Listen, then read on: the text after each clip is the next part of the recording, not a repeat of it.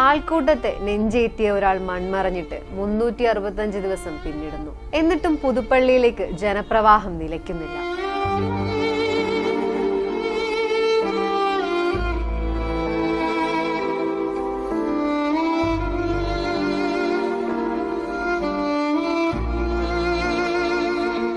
ഞായറാഴ്ചകളിൽ ആളും ആരവവും തിരക്കുമൊക്കെയായി ജനനിബിഡമായിരുന്ന കാരോട്ട് വള്ളക്കാലിൽ വീടും പരിസരവും ഇപ്പോൾ ആളൊഴിഞ്ഞ പൂരപ്പറമ്പ് പോലെ ശൂന്യമാണ്.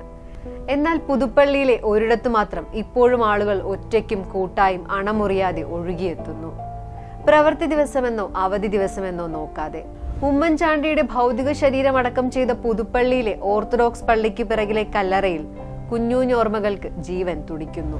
എന്താവശ്യത്തിനും ആശ്രയിക്കാവുന്ന ഉറപ്പുള്ള ഇടമായിരുന്ന കുഞ്ഞൂഞ്ഞില്ലാത്ത ഒരു വർഷം പുതുപ്പള്ളിക്കും വൈകാരിക അനുഭവമാണ്. ചാണ്ടി സാർ മരിച്ചതായി ഞങ്ങൾക്ക് തോന്നുന്നേയില്ലെന്ന് നാട്ടുകാർ പറയുമ്പോൾ വാക്കിൽ സങ്കടത്തിന്റെ നിഴൽ വീഴുന്നു. ചാണ്ടിയുമ്മനെ പോലെ പുതുപ്പള്ളിയിൽ ഇനിയും പുതിയ ജനപ്രതിനിധികളെത്തും. എന്നാൽ പുതുപ്പള്ളിയുടെ നിത്യപര്യായമായൊരു ജനപ്രതിനിധിയുടെ പേരുണ്ടാകുമെങ്കിൽ അത് ഉമ്മൻചാണ്ടി എന്ന് മാത്രമായിരിക്കും.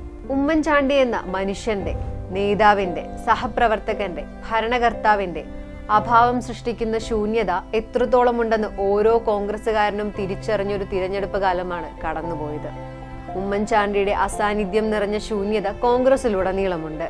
മൺമറഞ്ഞു പോയ ഉമ്മൻചാണ്ടിയുടെ ഓർമ്മ പോലും എത്ര ആവേശകരമാണെന്ന് വിഴിഞ്ഞത്ത് ആദ്യ കണ്ടെയ്നർ ഷിപ്പ് എത്തിയപ്പോൾ കേരളം കണ്ടു. കണ്ണൂർ വിമാനത്താവളം, കൊച്ചി മെട്രോ, കൊച്ചിൻ വിമാനത്താവള വികസനം, വിഴിഞ്ഞം സീപോർട്ട്, സ്മാർട്ട് സിറ്റി, മലയോര ഹൈവേ, തീരദേശ ഹൈവേ, ടെക്നോ പാർക്ക് 3ാം ഘട്ട വികസനം, ഇൻഫോ പാർക്ക് 2ാം ഘട്ട വികസനം, Kozhikode cyber park, Kozhikode bypass, Kollam bypass, Alappuzha bypass, GAIL pipeline, Karunya പദ്ധതി തുടങ്ങി എണ്ണിയാൽ തീരാത്തത്ര പദ്ധതികൾ ഉമ്മൻചാണ്ടി എന്ന വികസന ശില്പിയുടെ കയ്യൊപ്പ് പതിഞ്ഞു കിടക്കുന്നു. മെഗാ പ്രൊജക്ടുകൾ നിശ്ചയദാർഢ്യത്തോടെ സാങ്കേതിക കുരുക്കഴിച്ച് ചുവപ്പ് നാടകൾ അറുത്ത് അതിവേഗം നടപ്പിലാക്കിയ ആ ഇച്ഛാശക്തി കേരളത്തിനുണ്ടാക്കിയ നേട്ടങ്ങൾ സമാനതകളില്ലാത്തതാണ്.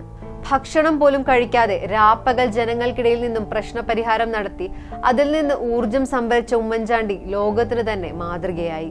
പൊതുസേവനത്തിന് ഐക്യരാഷ്ട്രസഭയുടെ അംഗീകാരം ലഭിച്ച ഇന്ത്യയിലെ ഏക മുഖ്യമന്ത്രി എന്ന ബഹുമതി ഇന്നും ഉമ്മൻചാണ്ടിയുടെ പേരിലാണ്. ലോകത്ത് ആദ്യമായാണ് ഒരു വിമാനത്താവളം 100% സോളാർ പവറിൽ പ്രവർത്തിക്കുന്നത്. കൊച്ചി നെടുമ്പാശ്ശേരി വിമാനത്താവളം ഇത്തരത്തിൽ ഉയർത്തിയതിന് പിന്നിൽ ഉമ്മൻചാണ്ടിയുടെ ധൈര്യമാണെന്ന് പലരും സാക്ഷ്യപ്പെടുത്തിയിട്ടുണ്ട്. ഓർമ്മശക്തിയുടെ കാര്യത്തിലും തീരുമാനങ്ങൾ ധീരമായി എടുക്കുന്നതിലും ഉമ്മൻചാണ്ടിയോളം മികച്ചത് ഉമ്മൻചാണ്ടി മാത്രമാണ്. 2013 കൊച്ചി വിമാനത്താവളത്തിൽ സോളാർ പദ്ധതിക്ക് തുടക്കം കുറിക്കുന്നത്.